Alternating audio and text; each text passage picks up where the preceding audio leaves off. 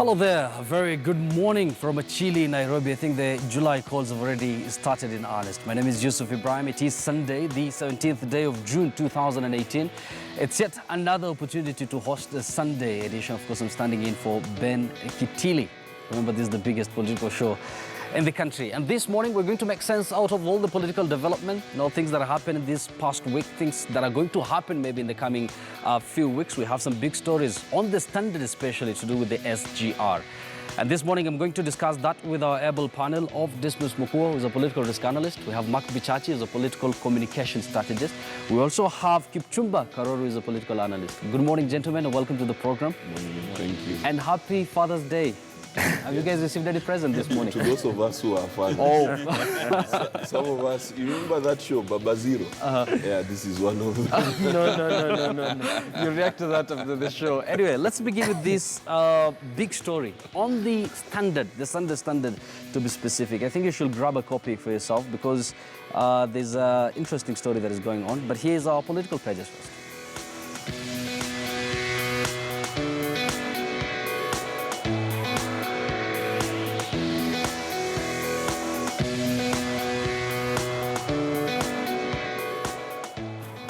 Good morning once again. The program begins right now. And on the splash of the Sunday Standard this morning, let me read it word for word. And this is how the splash looks like. We're going to get that page on your screen shortly. And this is what it says. The big SGR pay ripoff, another scam, billions feared lost in what is shaping up to be one of the biggest land compensation swindles, and which continues to be covered up despite having been raised in Parliament. That is a story that is appearing on pages 4 and 5 of the Sunday Standard this morning. And they're giving the anatomy of the scandal. Some of the numbers include about 59 million Kenyan shillings. That is an amount paid out to owners of 2 hotels in Sultan Hamoud, that is along the Nairobi-Mombasa Road, which were not affected and are still operational. Apparently, these owners have been paid a total sum of 59 million Kenyan shillings. 2.7 billion shillings, the amount paid to landowners in Voi, which was outside the corridor itself, and they were still paid. 30 million Kenyan shillings amount paid as compensation for Manyani/Mbololo land, yet it's owned by the Kenya Railways. And then there's a huge amount here, about 636 million, a claim made on Kenya Railways marshalling yard, which had been illegally subdivided into 9 parcels. And then there's another shocker here, 5.5 billion Kenya shillings, amount of payouts scrutinized and flagged out by the auditors. Then there's 1.7 billion shillings amount appearing in pay schedule for at least 8 claims whose beneficiaries could not be traced. I'm sure this is something that our panelists here need to talk about. And let me start with Dismas. SGR, since this program started, since this project started, we've seen one scandal after the other. What's going on with this latest one? If you're looking for a white elephant in Kenya, you have one in SGR. And if you look at the numbers, you'll be shocked. And depending on whom you speak with, because the loan for this project is 300 billion Kenyan shillings. That's quite a bit of money. And when you look at the operations and maintenance contract for SGR is 8 billion Kenyan shillings. And the maximum revenue they're going to be collecting per year is 1 billion. There alone, if you do basic economics and accounting, if you do the net present value investment analysis, that's the definition of a white elephant. But assuming that some of these projects, when they are put up, they don't need to make economic sense because it's a public good, look at the entire process. The headline says everything. This is where corruption in Kenya is now domiciled in SGR. And I think for Kenya to be able to make progress, we need a very serious forensic audit of SGR to ask ourselves, who took this decision about SGR in the first case? And when the decision was taken, was it driven by procurement interest? Was it a serious policy issue? And after the decision was taken, our contractors obtained the terms of reference for these projects. Who are the prime beneficiaries of these monies? Were there commissions given out? And I think we just need a full commission of inquiry or a forensic audit so that we understand who are the beneficiaries of this. It's not just enough to tell us you're going to be getting goods from the coastal city of Mombasa going to Interland, and then as soon as the goods get there, there's no two-way traffic. Would this money be spent in maybe another ingenious way, maybe of expanding the road, or even maybe the old railway line? Maybe we could have renovated it. So there are so many questions which obviously point to one thing. They point to insider trading. within government that you have some top public sector officials who use their positions in government as factors of production. The intention is not to serve Kenyans. They've got special purpose vehicles, companies incorporated in Singapore, in Saudi Arabia, in China. So they take a decision in Kenya that we are going to expand, we are coming up with a project, or we are going to expand a project.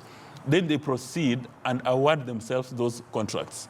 Then they sink Kenya into greater debt. And maybe at some stage we need to ask ourselves, is this necessary to go back to the Ndegwa report of 1971 and come up with legislation which stops public servants from engaging in business? Because right now there is interest in the public service. If you get appointed today as a PS or a CS, the first thing you do is to incorporate a company and you award yourself tenders, you award yourself businesses, which brings to the middle level conversation is, are these public servants really taking these decisions in the interest of Amora in Mosochi in Kisii, or they're taking these decisions because they want to align their interest and, you know, just make a kill out of the public sector. But when you look at this issue of land, one wonders where the relevant parliamentary committees are seated, both the Senate and National Assembly. Because if you're looking for a place where Kenya is being raped day in, day out, is about SGR. And all our members of the National Assembly and Senate, all they can do is read the newspapers like a normal Kenya, without doing yawn, anything. and go home.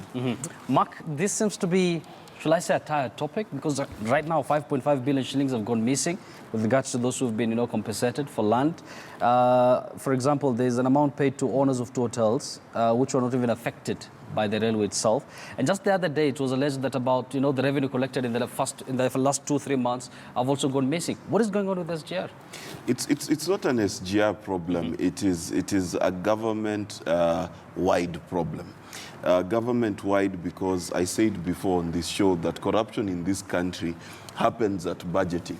When departments and directorships sit down to do a budget, there's someone sitting and planning how that budget will end up in their pocket. See, this is corruption that is premeditated. It is corruption that is planned for and a vision.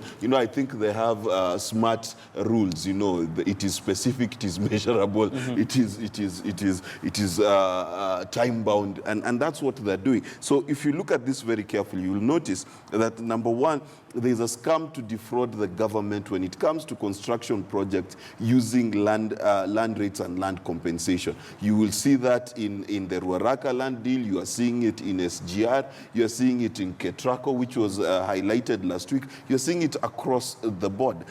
Secondly, you're seeing that the cost of this project, the only way they can escalate it now is by escalating the cost of purchasing this particular piece of land. You find that a 1 acre plot in a Mali, with the moment the train is passing by, it becomes 10 times the cost. And all of these things are forms of corruption, which are incestuous, as Dismas has said, because what happens is civil servants go and they tell the locals to hike the price for a share of the money, or they buy the land and then sell it to their own companies, which is something that needs to be banned in this country. The third thing that we must be very careful about when it comes to SGR, infrastructure and roads, there's a reason why they're called public infrastructure. By and large, transport is subsidized across the world. The reason why German transport, Swiss transport, and Japanese transport works on time is because the government goes out of its way to cover the cost of the losses of running a train at 8:30 in the morning when the people are not so many. But that's the cost that we have to bear. So for me, it's not a big worry that SGR is not able to pay for itself. It's not supposed to. Government infrastructure across the world, when it comes to roads, aeroplanes, and trains, are by and large covered by subsidy. They're never able to turn a profit. It will be very difficult for you to find, especially a metropolitan system across the world, that turns a profit. The moment you turn a profit, you end up with the matatu chaos. That's why matatus are in a hurry, because they're looking for the next shilling, the next passenger. So you can't expect to charge a profit and then not have chaos on your transport industry. Let me engage Kipchumba, and let's talk about this latest scandal, the 5.5 billion shillings. What do you have to say about that first? I think SGR, by and large, was a good initiative. But the problem came in terms of conceptualization, issues of was it the right project, was the right feasibility study done, what were we trying to achieve by having SGR and still maintain the old Kenya railway line. Yes. Those are the things that needed to have been answered. The other question was, did we get the right deal in terms of the 324 billion that costed us to construct the same SGR? Those are some of the things that a normal Kenyan must have answers to be assured that everything is okay. But having said that, there's another aspect in this country. Anytime a project touches on land, it is corruption in itself. Look at the Tala oil in Turkana. There was a lot of issue about the blocks. Some politicians rushed there, bought the land. There is a problem in terms of acquiring land for public good. But what surprises us is how or on what documentation does Treasury release funds to people, like for example 1.7 appearing in the payment schedule for at least 8 claims whose beneficiaries could not be traced, or 1.1 individuals without IDs. How do you process such a payment?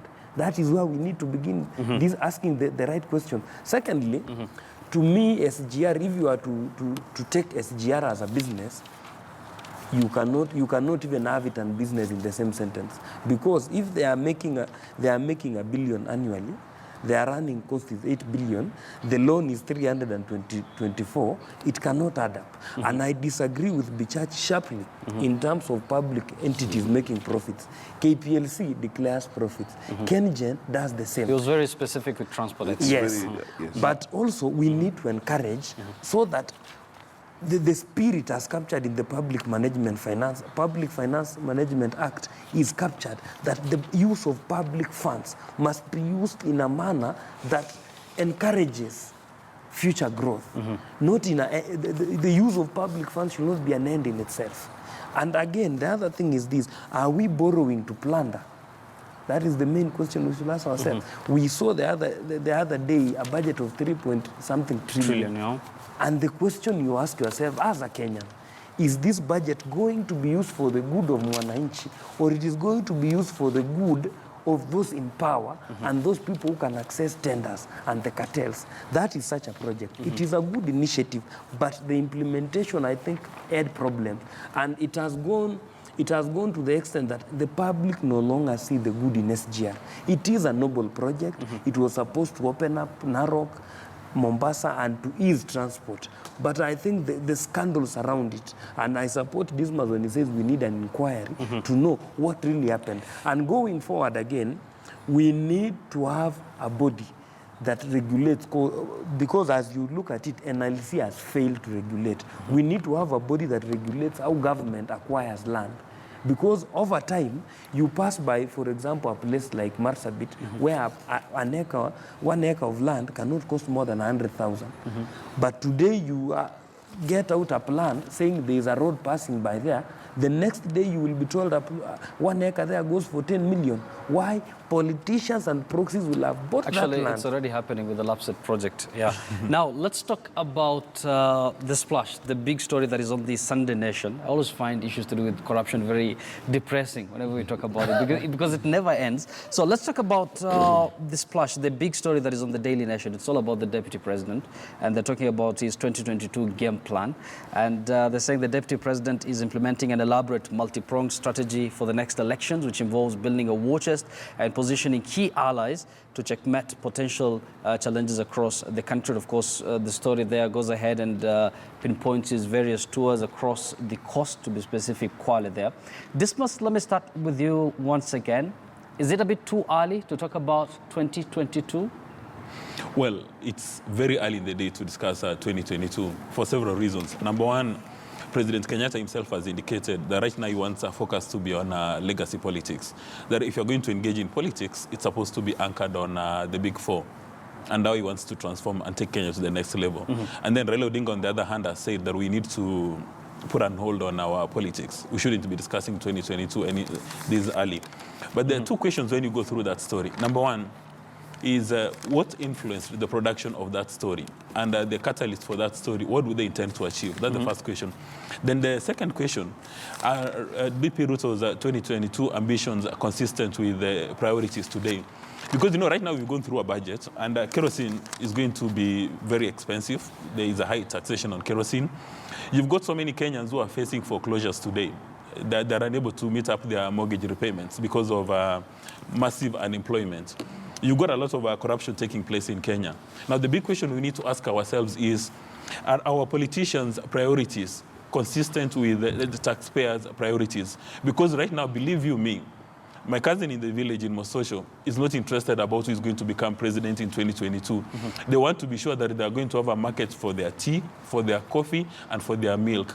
They're worried about the insecurity. They're worried about their mortgages. So I don't know in which country we live in, whether our politicians live in a certain estate called Utopia, and then the rest of us are here in Kenya, so that their priorities are not consistent with our priorities. And in my view, the deputy president must call his lieutenants and tell them to put a halt to it and wait for 2021, December, or the beginning of 2022 for them to begin discussing this kind of politics. Because right now, everybody is going to stay focused on 2022 and will forget addressing the key issues. The key issues that we need to address in Kenya today is insecurity, massive unemployment. How do we kickstart our economy? How does our economy grow so that every Kenyan is happy? But I think this fixation about 2022 is not taking Kenya anywhere. And there's a comment attributed to a cabinet secretary responsible for sports called Echesa, saying that 2022 is going to be determined by who has got a budget of Kenyan shillings 200 billion. Now, you begin to wonder, where does a cabinet minister in the level of Echesa, who is among the carefully selected Kenyans in charge of administration today, telling us that an election is all about how much money you have. It's not a competition of ideas. It's not a competition of philosophy. It's about your bank balance. What kind of a nation are we going to build? Does it mean that for Kipchumba Karoria, who doesn't have $1 billion shillings in account, because I can bet my head that he cannot become the next governor for Uasin Gishu simply because he doesn't have $1 billion shillings in his account? I mean, what kind of a country do we want to run? And in my view, President Kenyatta should call that kind of a cabinet minister and crack the whip, because you've been given a position of influence and authority to germinate ideas. Instead of Echesa telling people to go look for Kenya shillings 200 billion for this campaign, I mean, instead of telling people, you should be telling us what is he doing to develop the culture of sports so that the next World Cup, Kenya would be playing in, I think it's going to be in the US or Mexico. Yeah. But what is he doing about that? What is he doing about promoting culture and sports in Kenya? Instead of spending his time on his core business, his job description, is telling Musalia Mudavadi and other presidential candidates that if you don't have Kenya shillings 200 billion, don't think about running for president. When are we as a nation... Where will that kind of money even come from? I think that's why we need the lifestyle. No, that one has already been answered. I mean, don't you have a headline there? The big rip of SGR. Where is that money going? I mean, the guys who are stealing these 1.7 billion, do you think they want to buy another house in Lavington or they want to buy a Pro Box? Actually, from Echesa's calculation, you only need now 300 million to have that budget. From this 1.7 billion, you just need another 300 million. Then you can say, I'm now ready to become president of Kenya. Mark, I think you've heard this much there loud and clear. But there's something that has come out very clear from his point of view, that it's a bit too early to talk about 2022. I could not agree with him more. The 2022 obsession, you know, I really wonder why Kenyans believe that if so-and-so becomes president, your life will be better. And I keep telling Kenyans, let us remember that one of the poorest counties in this country is Baringo, where they had a president who came from one of their villages. You can point to his father's homestead over there, and it's the poorest in the country. It has the highest insecurity. It has shifters stealing cattle rusters, still stealing cattle from people. They still live as though it is 1910, and a president came from there. The obsession with having a president from your village should really stop. He's the president of your nation. He's not the president of Uasin Gishu. If William Ruto becomes president, he becomes the property of the entire nation.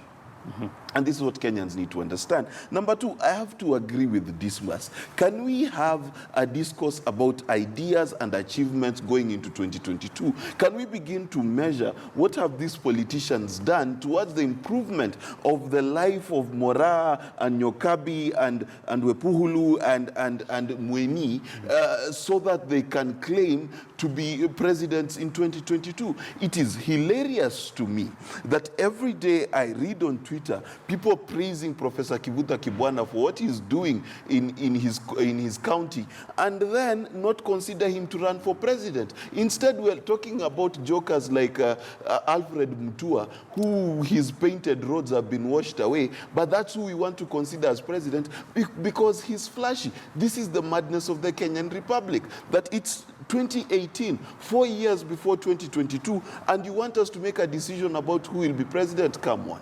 The reality of the matter is this: even the Jubilee as a party itself has not even yet nominated William Ruto to be president. So for the nation to sit and write an article about 2022 politics is, to me, immature. Let them instead campaign for Ruto in this way. Let them begin to vet what he is doing as deputy president, what Jubilee is doing as a sitting party in government. Tell us what they're doing and how that is transforming the lives of ordinary Kenyans. I hope that if William Ruto is listening to me, that his 2022 campaign shall be this: we promised you to create 1 million homes. We delivered. We promised you to create a manufacturing sector, a blue economy that works, to revive Rivertex. We have done so. We promised you universal healthcare. We have done so. And now I am standing to continue on this legacy. That standpoint, Mr. Ruto, you have my vote. But any other politician who will stand up to say, oh, my people, we need to gang up against those people, let me tell you, I have never had a fight with a Borana, with a Kikuyu, with a Kalenjin, with a Masai. I am Kenyan. So if I've never had a fight with them, why am I ganging up with you? And to my Luya nation, by the way, stop being united. Who divided you? What is this campaign to unite you? Who divided the Luyas? Is my father and mother arguing that now we need to be united? Who divided us? That now Mudavadi and Wetangula want to come and say that uniting the Luya nation. This is the nonsense we must stop. We are not at war. Please. So Kenya is and one. Speaking about Mudavadi and speaking about Mudavadi and Wetangula, according to this article, they still have, you know, their presidential ambitions. You've already said it's a bit too early. Those are not presidential ambitions. That is Luya ambitions. You understand? They want to be Luya kingpins. Mudavadi cannot get 3 votes past Vihiga. Let's just be very clear. Because his head is still stuck in Luya land. Until he becomes a national figure, he should not even try to run for president. Kipchumba, you've had Mark there. He has had quite a mouthful. Can you perhaps tell us if it's a bit too early to engage about, to talk about 2022? When we talk about 2022, I think as a country, the obsession of elections, there was a time we talked about 2017. It came, it passed. We talked about 2012. What the Kenyan population and what our Njiku in Mathari must know is that going forward, what we need is service delivery. We need food. We need basic commodities. We need health care. Those are the things that must matter now. If a politician will rise up and become a president in 2022, none of our business. Let us work for now. The other question we need to ask ourselves is this: why is the media allowing itself to be used to further agendas? We came from a protracted election 1 year. We had 2 elections in the same year, which means our economy was pushed to the wall. We need to recover. But what does the media do? We just had a budget. Instead of them giving us the tidbits that makes the budget, they are already in 2022. But I understand that is what sells. The other aspect that must be looked through this 2022 election is this: Kenyans and the youth and the people who love politics, most of the people are idle in this country. The only thing that appeal to their personal life is politics. So the more you say politics, and if today we say there is a politician, Yusuf, coming here, we can group ourselves and say, Bichachi is our leader, you will give us money. That is the nearest money and the easy money we can get. But the money that we can get from working is not there. That's why Kenyans, will be very happy to hear that there is politics. A man will come here with that money in a small bag, donate to us 2 million, we will have handout. That is the bad culture that has embedded this community, this country. And there's a culture that we should get away from. Secondly, since Tinga united with Uhuru Kenyatta, brokers also went home. There is nothing they are doing. So the only way brokers can get out of the woodwork is to start fronting William Ruto so that there is something, they are busy. So they are in the corridors saying there is dispute between person Raila and Ruto. My question is, if tomorrow Raila Odinga and William Ruto unites, what will the brokers do? From where I sit, this is purely the work of cartels, brokers, and political wheeler dealers who want to bring some commotion. They want to cause things. There is nothing. I'm glad we're all in agreement that it's a bit too early. This must very quickly react to what Kipchumba has raised before we take a break. Now, after every election, Kenyans suffer from a buyer's remorse. Every single election, we suffer from buyer's remorse. Now, 3 examples. There's evidence that voters in Kiambu are suffering from a buyer's remorse because they're claiming that the catfights between Nyoro and his boss are unacceptable. There's also evidence in Nairobi that we are suffering from buyer's remorse. That when you go to the city right now, you don't know whether you are driving into a slum, you don't know whether you're going to step on potatoes. I mean, really, you do not know. There's a fellow by the name Boniface Mwangi who did a piece a few days ago, and he said the entire Nairobi has degenerated into a slum. That if you want to even walk in the streets of Nairobi, especially the CBD, you're not sure whether you're going to carry your phone. If you've got an expensive ring, you leave it somewhere. That's a buyer's remorse. Now, the problem, I mean, what causes the buyer's remorse is that sometimes we become irrational when you are going to vote. Because we have got 2 choices. Either you can go with charisma or ill-gotten wealth, or you go for character and content. And most of us, most of the time, we sacrifice character and content, and we vote for people simply because they've got charisma, they're charismatic, or they've got their funny sources of income, maybe from SGR. And then at the end of the day, we get buyer's remorse. So I think it's important for us as voters to be very rational. That when you go for an election, we ask ourselves, among all these candidates, who best represents my selfish interest as a Kenyan? I mean, you have a politician with all jewelry in the world, with a big car, but if he gets to office, he's not going to transform Nairobi. He's not going to transform Kiambu or Nyeri. He's not going to transform Kisii. So what happens to you? And I think that's something we need to ask ourselves. And then coming on the issue of the Luhya unity, I'm not lawyer, but I think I'm qualified to discuss this. When you've got leaders who are saying that for the longest time, our interests have not been taken into active consideration, there's nothing wrong in them coming up. I've seen the deputy president going to to the coastal region, telling all the legislators to unite, thanks to Raila Odinga creating bridges, and they're saying they want to unite and vote as a bloc. And I don't see anybody criticizing them. But when Musalia Mudavadi comes up and says that let's vote as a bloc, and you remember the first time... I think you've opened another Pandora's box. Which I'm very happy to do that. We're going to talk about them actually. It's exactly 28 minutes past the hour, and it's about time we're going to take a very short break. But when we come back, we're going to have a lot more to discuss about. We have some interesting soundbite from Raila Odinga with regards to Deputy President William Ruto. It's all about campaigns. And then we're going to talk about the budget that was tabled in Parliament a few days ago. And not just Kenya's budget, but across the East African region. At the same time, we're going to talk about the lifestyle audit. Is it going to work in the fight against graft? All this after this very short break. Stay with us. We'll be right back.